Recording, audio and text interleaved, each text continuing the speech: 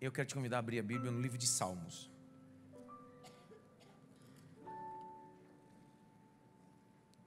Salmo de número 103. Salmo não é qualquer livro, são canções e por isso que não tem capítulos e nem versículos. Salmos é o número e o verso da canção proposta. Então você se refere a Salmos em número e verso dessa canção. Eu até estava tentando ensaiar para cantar esse salmo hoje. Mas depois de ouvir Maf Music, Coral da Cidade de Maf, Stella Laura, aí, então vou só ler. Não, nem leu. Leia aí, Jaque. Salmo 103, verso 19. Bendiga minha alma ao Senhor, e tudo que há em mim, bendiga ao seu santo nome. 19. 103, 19. Nos céus o Senhor estabeleceu o seu trono. No céu, o Senhor estabeleceu o seu trono. Vou contar até 3, você lê o que está aqui projetado, ok? Mas com força. 3.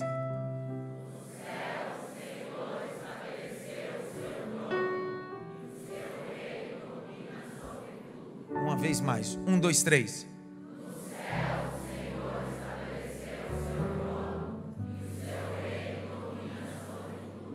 Olhe para cá, deixa o texto aberto. Só permita transitar nesse momento os obreiros que estão em função, o restante sente. Dá uma olhada lá para aquele hall lá. Olha como é que está o hall lá de gente lá. Olha lá.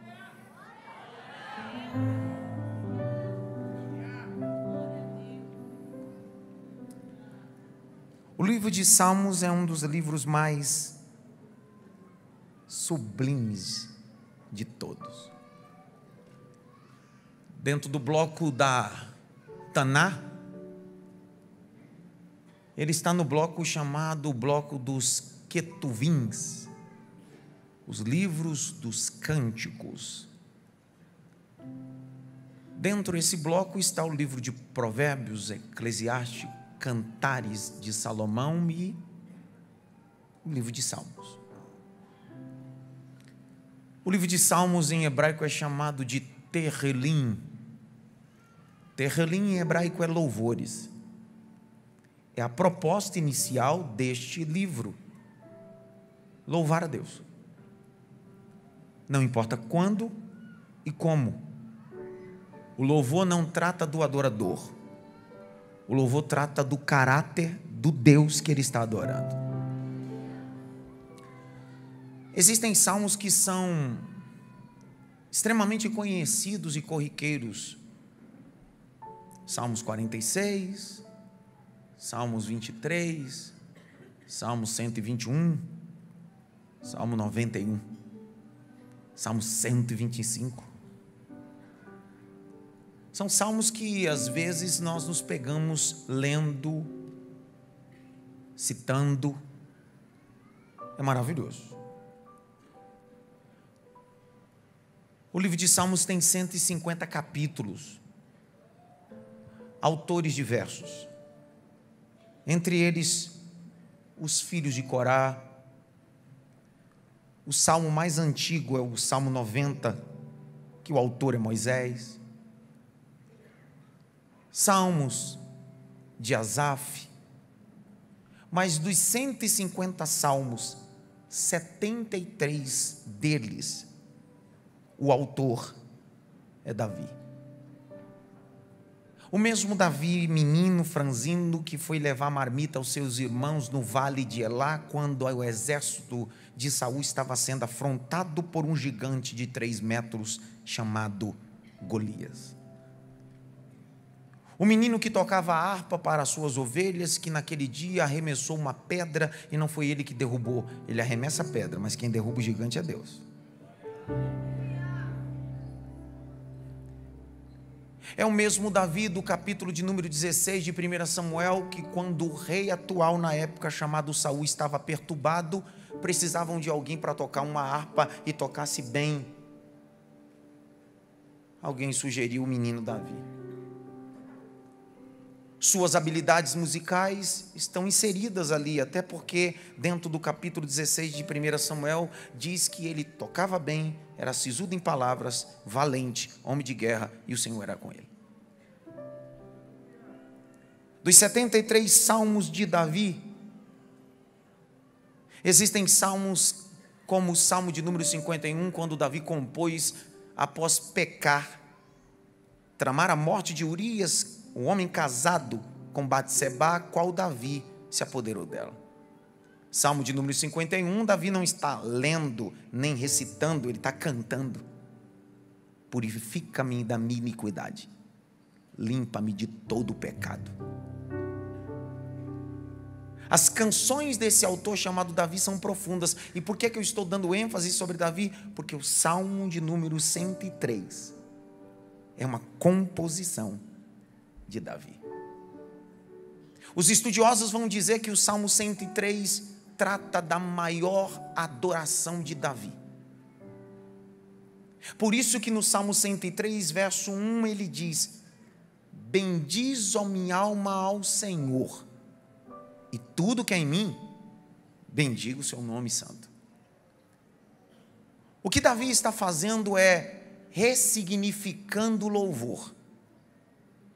Porque na época de Davi, o louvor, na perspectiva sacerdotal, era só as canções que eram entoadas dentro do cerimonial. Davi está dizendo: louvor é muito mais do que um ambiente cerimonial ou religioso. Quando no Salmo 103 ele diz: e tudo que há em mim, bendiga o seu nome santo. A canção é um convite de Davi a quem vai ouvir a música. Davi está dizendo: se você não tocar como eu toco, se você não cantar como eu canto, se você não tiver nenhum tipo de habilidade em campo harmônico, sua vida pode louvar a Deus. Se você não entender nada de notas musicais, o seu caráter louva a Deus. A sua integridade, inteiro, integridade vem de inteiro. Se você for inteiro, o nome do Senhor será glorificado através de você. Eu sou amante de uma enciclopédia e leio muito ela. Essa enciclopédia tem 3.514 páginas. Eu penso que é a mais sublime enciclopédia na perspectiva de Salmos. Conhecidos tesouros de Davi. Quem é o autor dessa enciclopédia? Charles Handel Spurgeon, o príncipe dos pregadores. Spurgeon vai dizer que o livro de Salmos é um convite para alguém que quer mergulhar no baú de Deus. E no baú de Deus é diferente o baú do pirata dos Caribes, aonde ficava para lá e para cá atrás de um baú cheio de ouro e só trazia confusão. O que Spurgeon está dizendo é: se você mergulhar nesse baú, você não vai encontrar mais fim, porque o ambiente da adoração vai te envolver. O Salmo de número 103, eu vou caminhando para o final.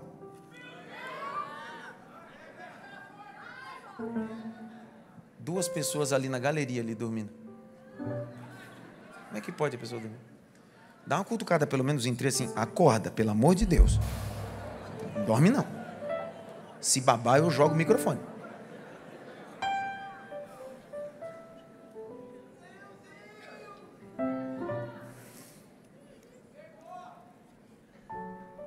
Entretanto, o texto que eu vou usar como base é, na verdade, o texto que faz a mensagem.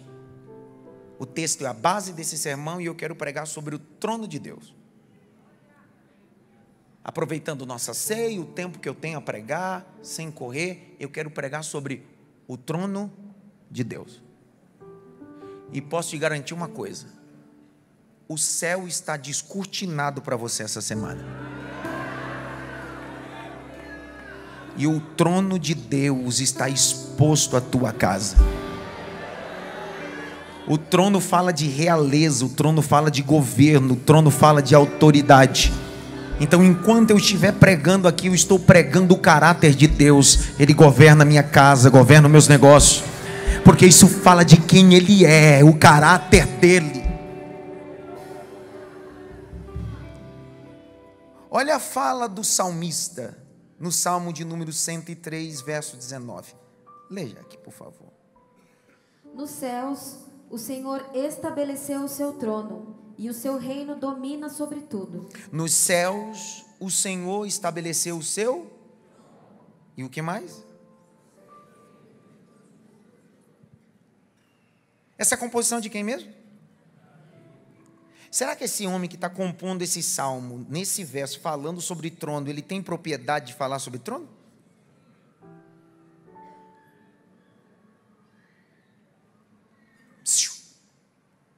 Se fosse o Davi na casa do pai, não tinha autoridade de falar sobre trono. Porque na casa do pai Jessé, o pai de Davi, Davi só entendia de vara, cajado, ovelha. Até um dia que Deus falou com Samuel. Samuel na época era um sacerdote, profeta e juiz. O Senhor disse: pega um vaso, um chifre de azeite, corre para Belém, vai na casa de Jessé, porque lá eu escolhi um para sentar no trono de Israel. Quando Samuel chega na casa, os 3 primeiros passam na avaliação de Samuel, mas são reprovados na avaliação de Deus. Os 3 recebem o selo de validade de Samuel, mas recebe o carimbo de reprovação de Deus. Se não der glória agora, você vai ver.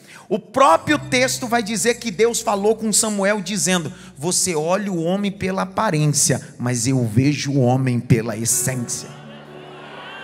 Naquele dia Deus, através de Samuel, vai ungir Davi. E o que o texto está querendo dizer é: trono não é ocupado por gente habilidosa, nem tampouco gente com aparência. O trono é ocupado com gente que tem um coração sincero.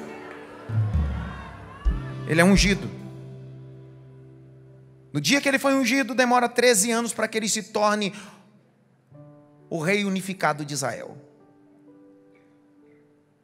Antes de sentar no trono máximo, macro de Israel, ele se assentou num trono em Hebrom, uma pequena cidade pacata, aonde Davi reinou por 7 anos e 6 meses. Os seus filhos nasceram em Hebrom, até um dia que Saul deitou-se sobre a sua espada e morreu.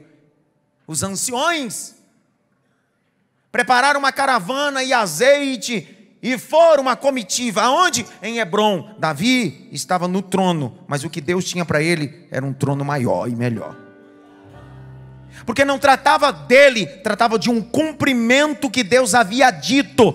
No capítulo 49 do livro do Gênesis, a tribo de Judá, o Senhor disse: o trono de Judá será de eternidade em eternidade.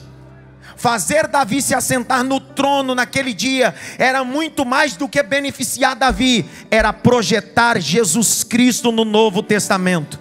Por isso que quando Jesus está passando em Jericó, um cego tem problema visual, mas não tem problema de clareza teológica. O texto diz que ele ouve passar e o clamor dele é o seguinte: Jesus, filho de Davi, tem misericórdia de mim. Quando Davi está compondo o Salmo 103, verso de número 19, Davi sabe o que é trono, o que é governo. Depois que eu te coloquei dentro da perspectiva do autor, começa a fazer sentido, porque dentro da canção que ele está entoando a Deus, ele propõe um trono. Porque o trono da terra, o máximo que ele pode fazer é estabelecer a autoridade a uma monarquia geográfica limitada. Davi sabe o que é trono.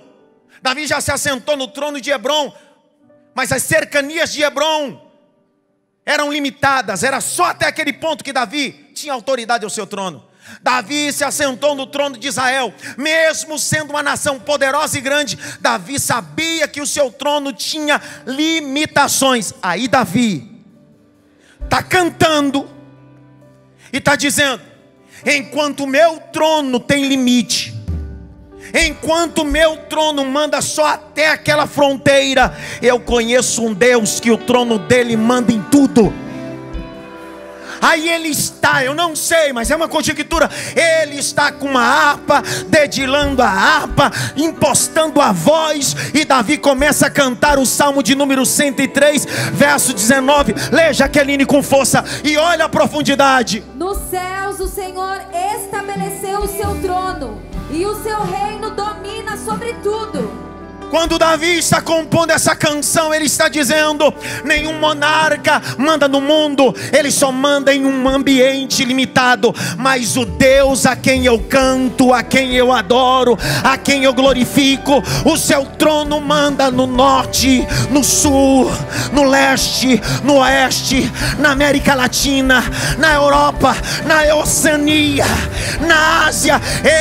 Ele manda até no inferno, o trono dele manda. Levante as suas mãos para o alto.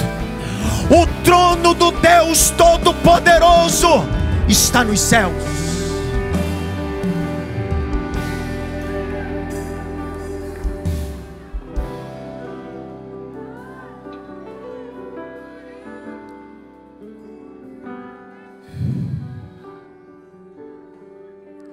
A palavra trono aparece 135 vezes na antiga aliança. Na nova aliança, mais de 60. Trono fala do lugar, do ápice de alguém.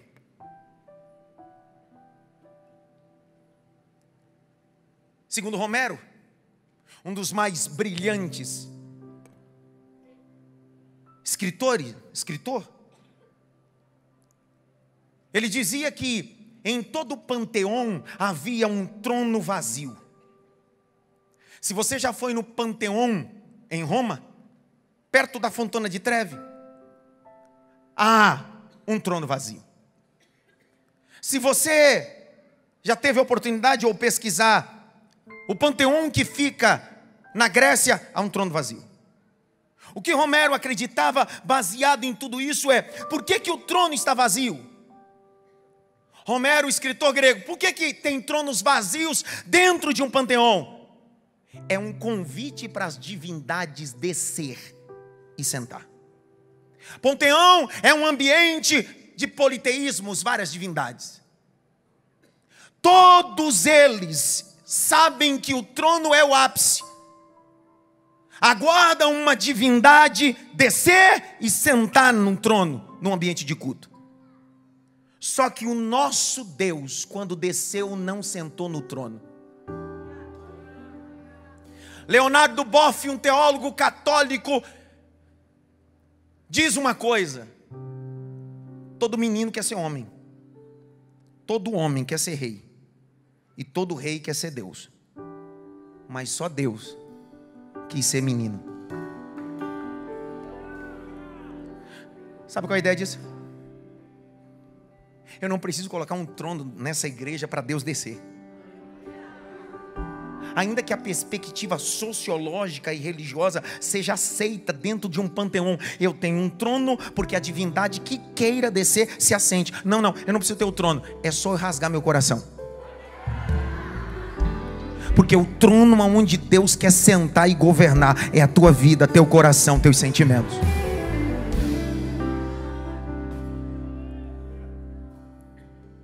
Esse negócio de trono é estabelecido em todos os contextos religiosos. Grite bem alto: religiosos.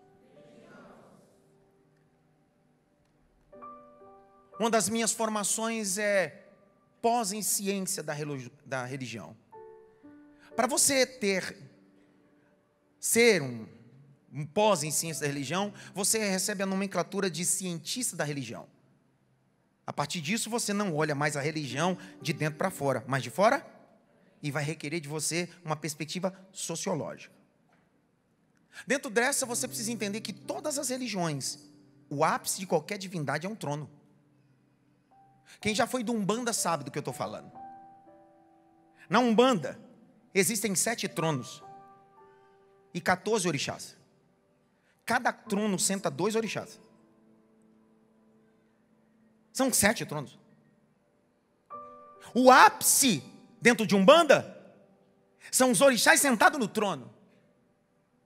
Se você for no Vaticano, na Basílica de Latão, existe o trono papal. Porque o conceito católico apostólico romano, o Papa tem um trono. Lá vem Davi.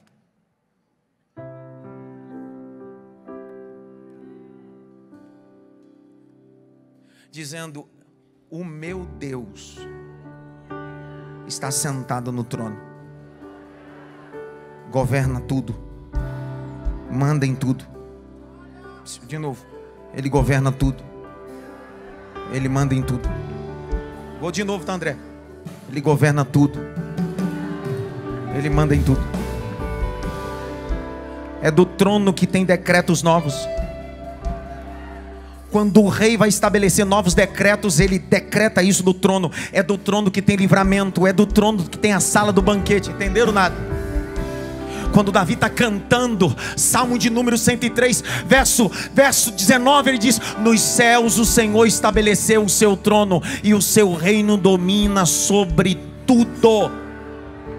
Ele está dizendo: o meu trono chega no teu trabalho, o meu trono chega na tua casa, o meu trono chega nos seus projetos. Ninguém pode resistir o governo deste Deus Todo-Poderoso. Vou de novo, para ver se você prega comigo. Ele está dizendo: ei, esse trono nunca ficou desocupado. Esse trono está ocupado antes da eternidade, depois da eternidade. Eu sou Deus de eternidade em eternidade. Grite bem alto, o trono. Mais alto, o trono. Mais alto, o trono. Grite bem alto. Ele está assentado no trono e manda em tudo.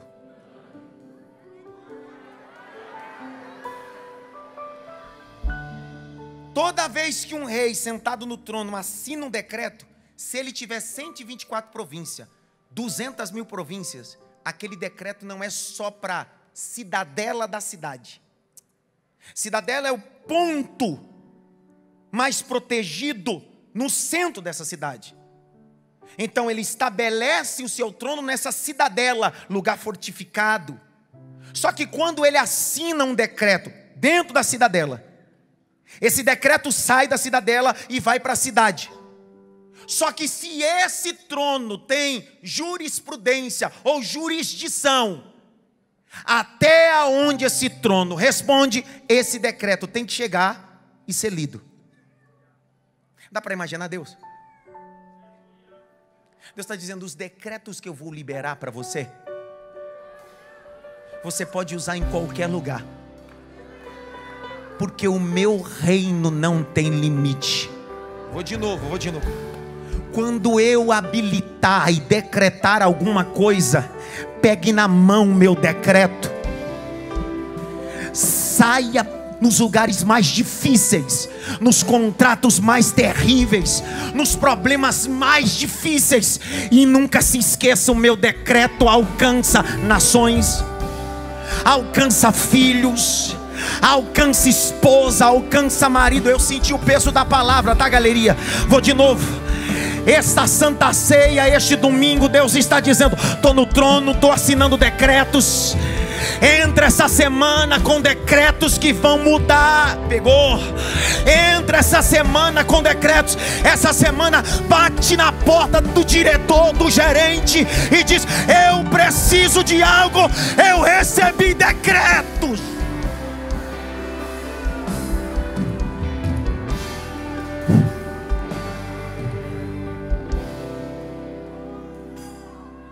Decretos. Decretos. Decretos. Decretos. Pelo amor de Deus, eu preciso conectar isso aqui com o ano de Esther. Se não der glória, agora você vai ver. O trono estabelece decreto e destino. Ó, o trono estabelece decretos e destino. Um dia, o trono de Assuero assinou: morre todo mundo. E dentro desse decreto não morreria qualquer um, morreria Mordecai e até a rainha Esther, porque ela faz parte dos hebreus. 3 dias jejuando, 3 dias jejuando, 3 dias jejuando. Ela, em direção do jejum dela, não é sobre aquele trono da terra. Ela está jejuando e está dizendo: eu sei que o trono celestial vai se movimentar. eu sei que o trono celestial vai se movimentar. Depois de 3 dias, ela entra na sala do trono onde Assuero está. Assuero estende a mão para ela e o cedro e diz: vem, minha rainha, pede o que você quiser, até metade do reino eu te dou. Conjectura minha, eu imagino Esté piscando e dizendo: antes de você me dar vitória aqui, o Deus Todo-Poderoso já me deu vitória no trono. Eu sou abençoado primeiro das regiões celestiais até aqui. O trono de Deus me abençoa de cima para baixo, de cima para baixo, de cima para baixo. Eu vou pregar até uma hora que alguém pregar comigo. De cima para baixo. Decretos de Deus estão sendo liberados, destinos estão sendo mudados. O decreto do trono de Deus este domingo.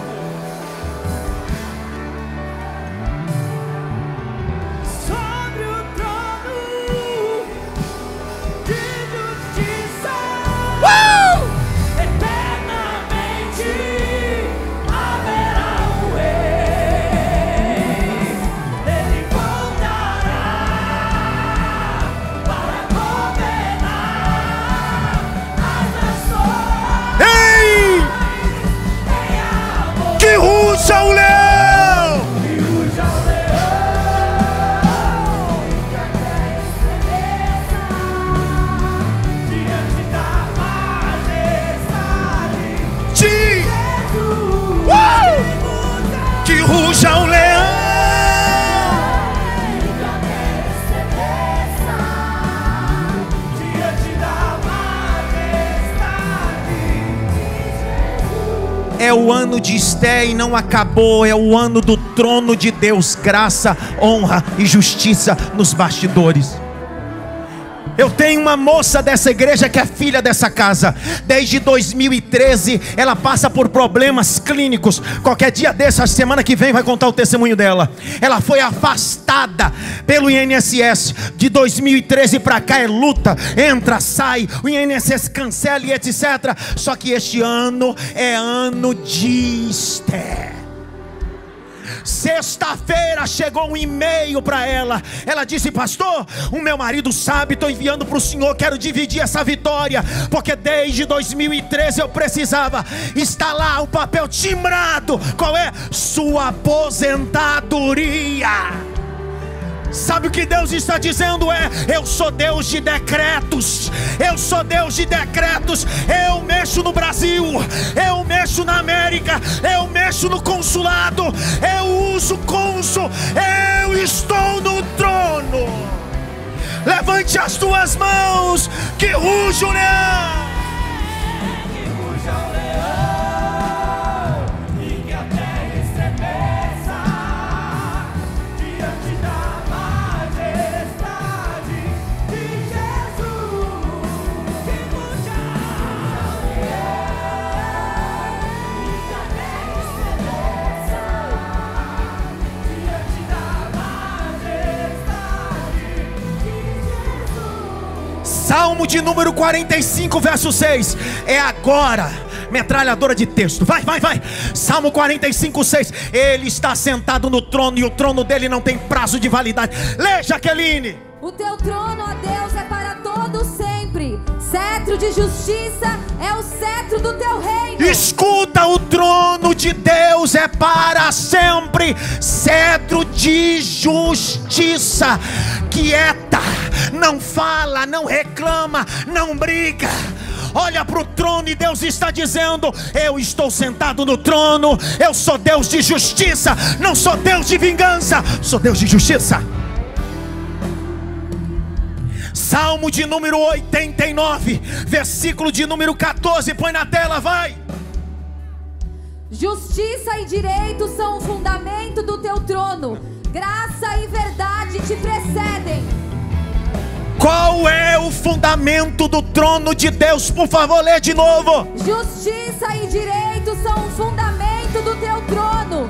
Graça e verdade te precedem. Quando o trono de Deus se manifesta, Deus está dizendo: a base do meu trono é justiça, e a base do meu trono é o principal. Eu recompenso segundo a minha bondade. Pega na mão de alguém e diz assim: o trono de Deus.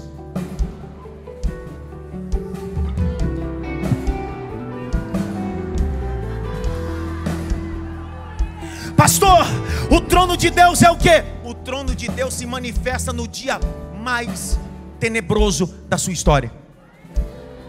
O trono de Deus aparece quando você precisa de uma resposta eterna. Grite bem alto: trono de Deus. Isaías capítulo 6, versículo 1. No ano em que morreu o rei Uzias, eu vi o Senhor. Põe na tela, Isaías 6:1. No ano em que morreu o rei Uzias, eu vi o Senhor assentado sobre um alto e sublime trono. O seu séquito não é cedro, séquito é a babada da veste real. Quanto mais vitória o rei tem, mais uma flor é bordada. Isaías está dizendo: o trono dele é no céu, mas a babada da sua veste está aqui na terra. A orla enche todo o templo. Verso 2: serafins estão acima dele, cada um tem 6 asas, com 2 cobre os seus rostos, com 2 cobre os seus pés, e com 2 voam e olham uns para os outros, dizendo: Kodesh, Kodesh, Kodesh Yahvé Sabaoth. Santo, Santo, eu estou possuído da unção. Santo, Santo, Santo é o Senhor dos exércitos. Toda a terra está cheia da sua glória.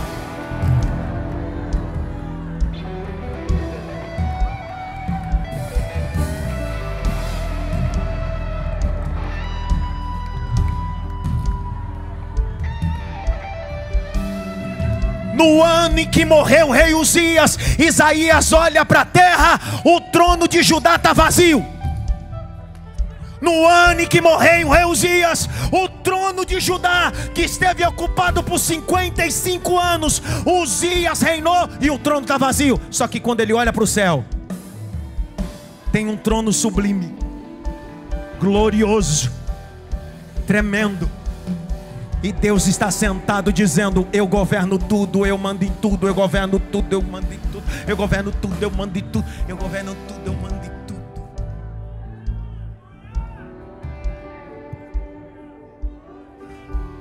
Há uma presença nesse lugar hoje. Há uma presença. Grite bem alto: o trono. Ei, quando o salmista diz ele está sentado no trono, ele está dizendo: ele quem? Segundo Isaías 6:1, é o trono de Deus. E qual é a vantagem dele estar sentado no trono? É que ele não tem vários tronos. O trono dele atua em várias formas. Não. Ele não tem uma coleção de tronos.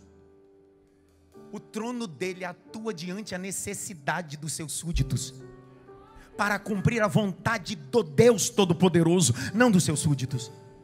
Então o trono dele atua de várias formas. Grite bem alto: o trono de Deus também é graça. Graça é favor imerecido. Quando você precisa de graça, o trono de Deus se torna o caminho da graça. Hebreus capítulo 4, lê Jaque. Hebreus capítulo 4, verso 16, lê com força, lê com força, lê com força. Portanto, aproximemo-nos do trono da graça com confiança. Não, Jaqueline, eu tinha voado se eu tivesse ouvido isso. Lê de novo, porque eu estou dizendo para você que quando o salmista diz: e o meu Senhor está sentado no trono, ele está dizendo: um dia eu pequei, um dia eu errei, mas eu olhei para o alto e vi um trono da graça, onde Deus manifestou uma nova oportunidade. Lê, Jaqueline, vai. Portanto, aproximemo-nos do trono da graça com confiança, a fim de recebermos misericórdia e encontrarmos graça para ajuda em momento oportuno. da igreja e aonde a minha voz está chegando, sendo transmitido, o trono da graça te dá a oportunidade de recomeçar.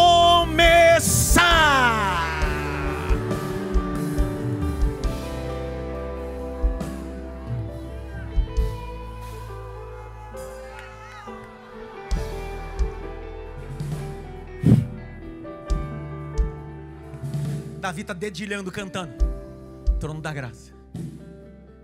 Trono da graça. Grite bem alto. Trono de Deus. Mais alto. Trono de Deus. Também é majestoso. O que é algo majestoso? Jaqueline, explica como professor de português. Vai, Jaqueline, não chora não. O que é majestoso? É algo muito grandioso que falta palavras quando você está diante daquilo. Inefável. Nada do que você falar vai resumir 10% daquilo que é.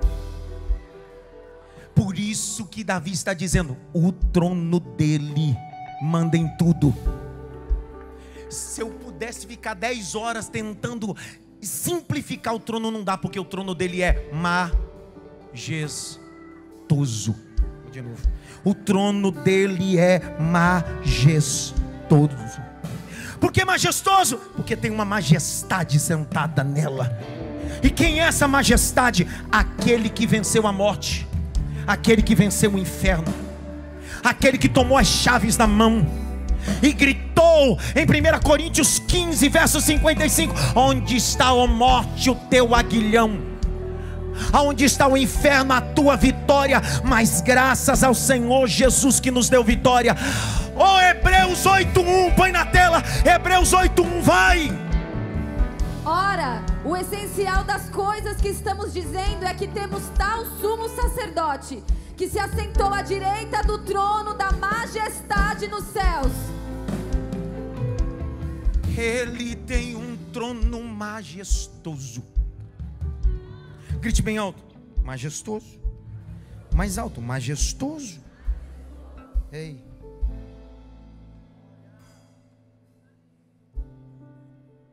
Trono de Deus.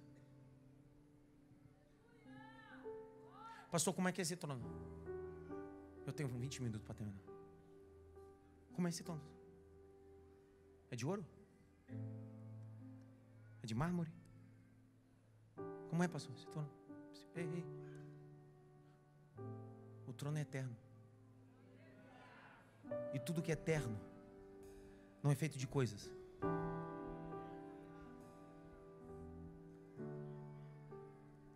Eu poderia essa noite mostrar para você pelo menos 2 coisas. Como é feito o trono.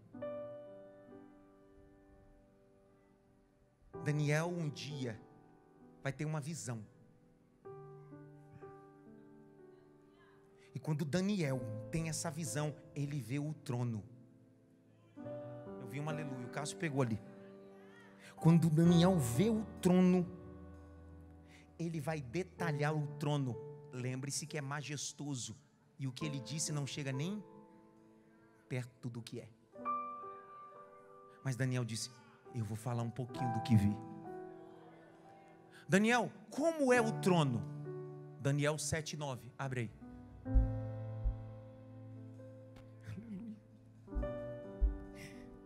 Leia, Jaqueline. Continuei olhando, até que foram postos uns tronos, e o ancião de dia se assentou. Sua roupa era branca como a neve, e os cabelos da cabeça eram como a lã pura. O seu trono eram chamas de fogo. Para.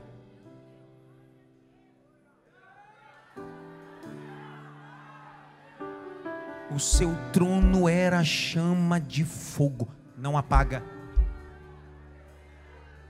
Tem combustível próprio. Não precisa de ninguém para alimentar o fogo, porque o majestoso está sentado sobre ele. Daniel disse: que trono diferente. Eu estou acostumado com um trono de marfim, de mármore, de ouro, de prata, de bronze. Mas o trono dele é fogo. E aonde tem fogo esquenta, aonde tem fogo marca. Só que para piorar, nenhum trono da terra se movimenta. Todo trono é encomendado. E os tronos pairam a partir de 120 até meia tonelada. Porque uma vez que você coloca o trono no local, é difícil você mexer ele. Por isso que existe a sala do trono. Só que Daniel está dizendo: eu vi uma coisa estranha nesse trono. Esse trono é de fogo, mas a base desse trono tem umas rodas. E quando alguém clama, o trono começa a se movimentar. Lê, Jaqueline, pelo amor de Deus, vai. E as rodas do trono eram fogo ardente. Pelo amor de Deus, escuta isso. Deus está dizendo: eu vou andar com meu trono. Vou entrar com meu trono em ambientes para julgar a tua causa. O trono de... Levante as suas mãos para o alto, o mais alto que você pode. Se você veio assistir, assiste. Veio mascar chiclete, masca. Mas se você veio adorar aquele que está sentado no trono majestoso, feche os dois olhos, abra a boca, diga glória. Trono de fogo, trono de majestade, trono de graça, trono de misericórdia. O trono de Deus está aqui.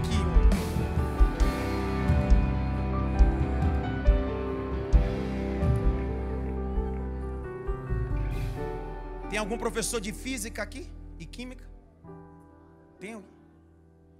Professor? Professor? Professora? Química? Física? Não?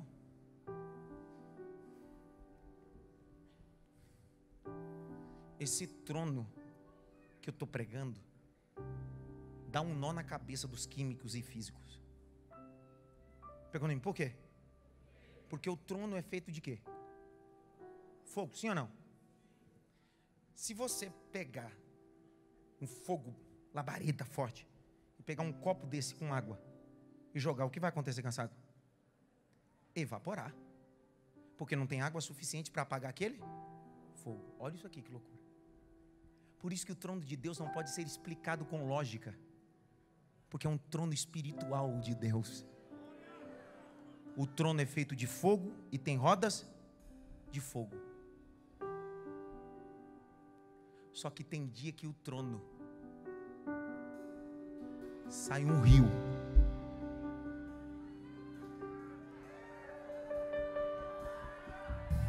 Sai um rio. Eu vou falar até uma hora que sai um rio. Por que desse trono sai um rio?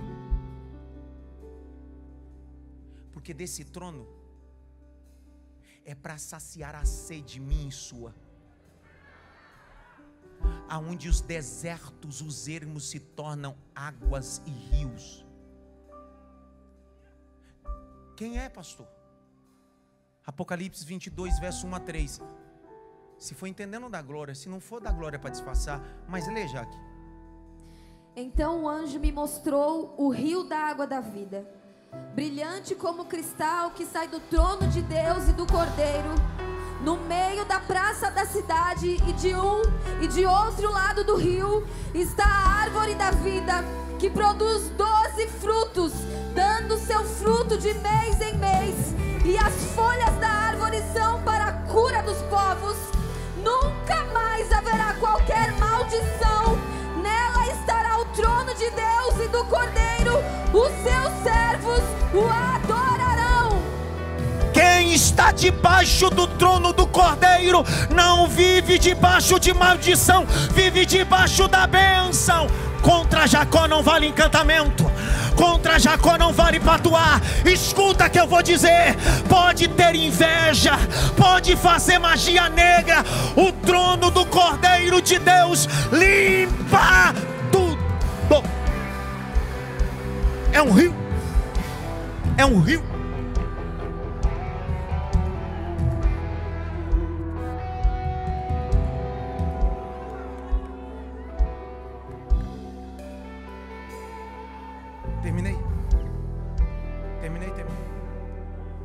Terminei, sabe por quê? Põe o Salmo de novo, 103, verso 19. Põe logo, pelo amor de Deus. Põe logo, vou contar até 3. Você lê esse Salmo, ok? 1, 2, 3.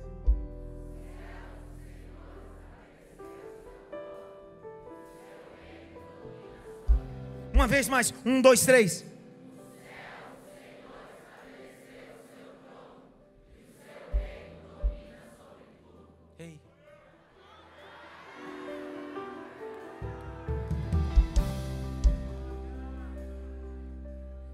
Quer saber qual é o ápice do trono de Deus?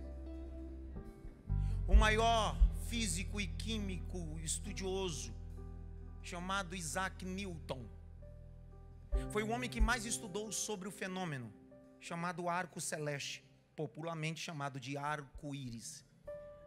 Segundo Isaac Newton, existem no arco celeste 7 cores, e a cor predominante do arco celeste é o vermelho. Só que o arco celeste é a projeção de raios solares que são projetadas por pequenas cutículas de águas das nuvens e dá aquele efeito de um arco celeste. Segundo alguns estudiosos, eles vão comprovar dizendo que o arco celeste nada mais é do que o reflexo do sol. Então o arco celeste é um reflexo. Por isso que tem gente que tem o conto de encontrar o final do arco celeste para ver se encontra ouro. Nunca vai encontrar. Porque o arco é um reflexo daquilo que é original.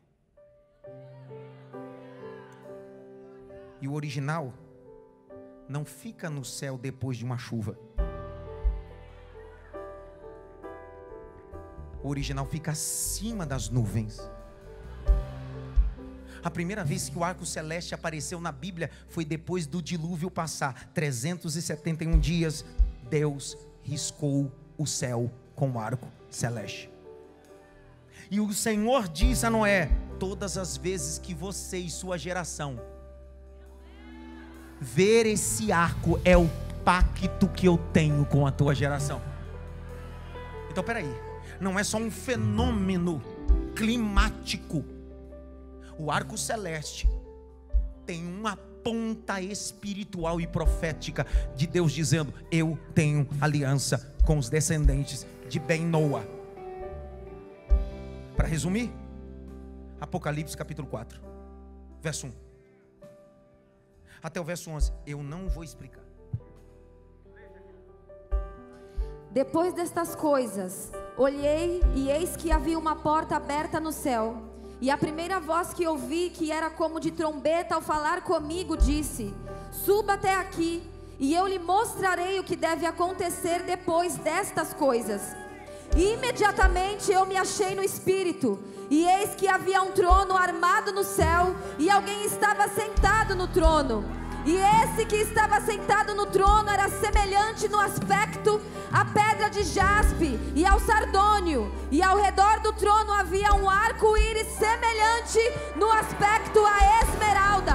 Ao redor do trono havia também 24 tronos, e neles estavam sentados 24 anciãos, vestidos de branco e com coroas de ouro na cabeça. Do trono saíam relâmpagos, vozes e trovões, e diante do trono estavam acesas 7 tochas de fogo, que são os 7 Espíritos de Deus. Diante do trono havia algo como um mar de vidro, semelhante ao cristal. No meio do trono e à volta do trono havia também 4 seres viventes cheios de óleo por diante e por detrás. O primeiro ser vivente era semelhante ao leão, e o segundo era semelhante a um novilho. O terceiro tinha o rosto semelhante ao de ser humano, e o quarto ser vivente era semelhante à água quando está voando. E os 4 seres viventes, tendo cada um deles respectivamente 6 asas, estavam cheios de olhos ao redor e por dentro. Não tinham descanso nem de dia nem de noite, proclamando: Santo, Santo, Santo é o Senhor Deus, o Todo-Poderoso, aquele que era, que é e que há de vir. Vai! Sempre que esses seres viventes davam glória, honra e ação de graça ao que está sentado no trono, ao que vive para todos sempre, os 24 anciãos se prostravam diante daquele que está sentado no trono, adoravam o que vive para todos sempre e depositavam as suas coroas diante do trono, proclamando: Tu és digno, Senhor e Deus nosso, de receber a glória, a honra e o poder, porque criaste todas as coisas e por tua vontade elas vieram a existir. Eu e nasci foram pra criadas. isso! de Deus está posto esta semana. O trono de Deus está posto esta semana. Canta, Rodrigo.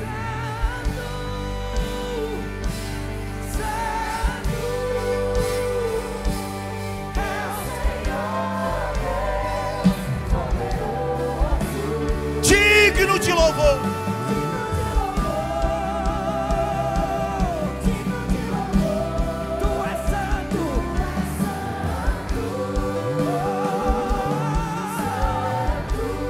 É o Senhor, poderoso, digno de louvor.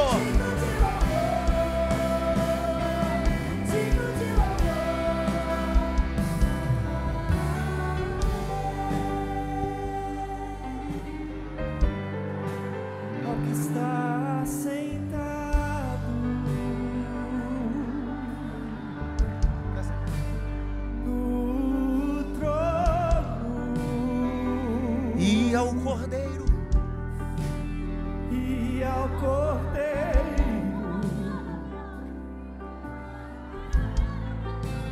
seja o louvor, seja a honra, seja a honra.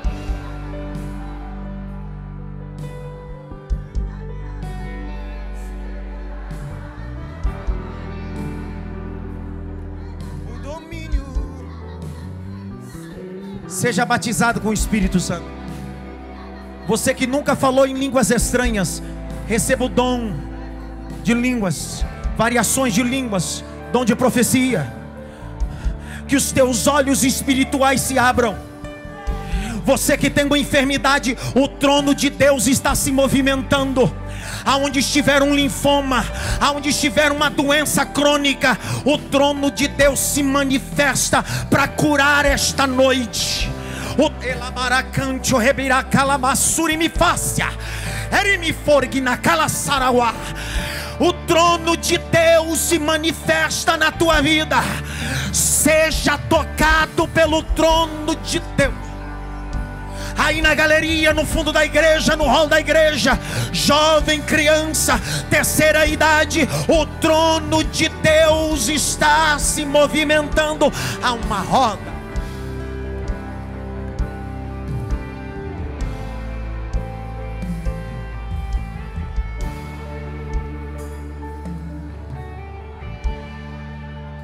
Seja a honra,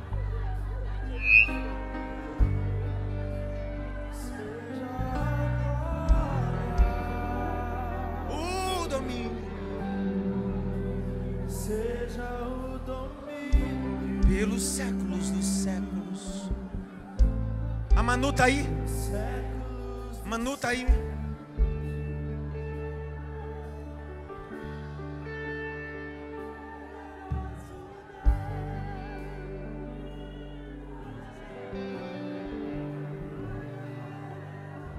Deus está sentado no seu trono.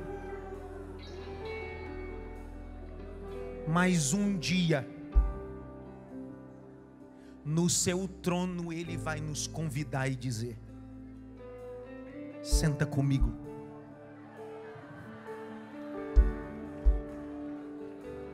Senta comigo no meu trono. Senta comigo no meu trono, como eu estou fazendo com a minha filha. Um dia nós estaremos com Ele se assentado no trono.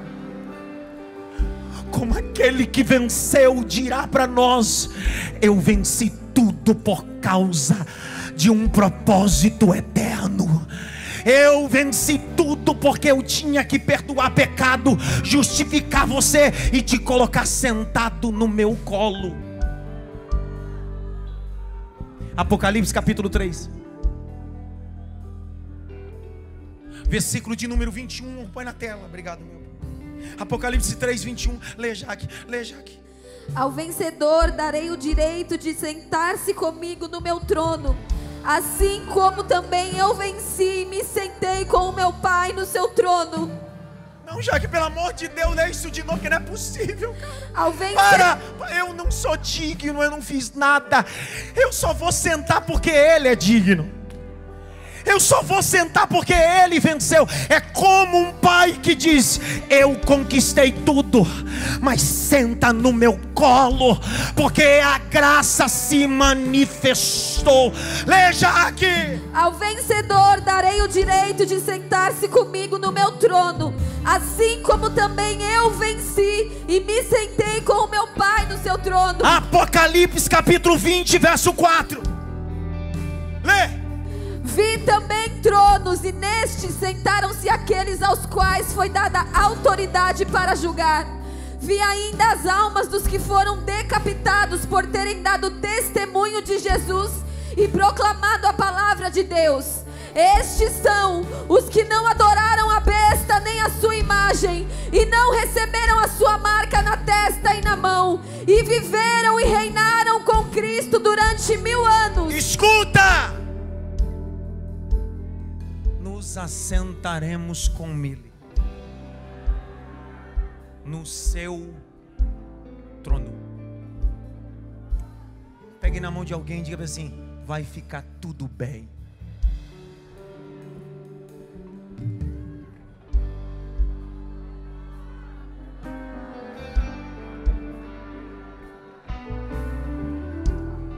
Terminei.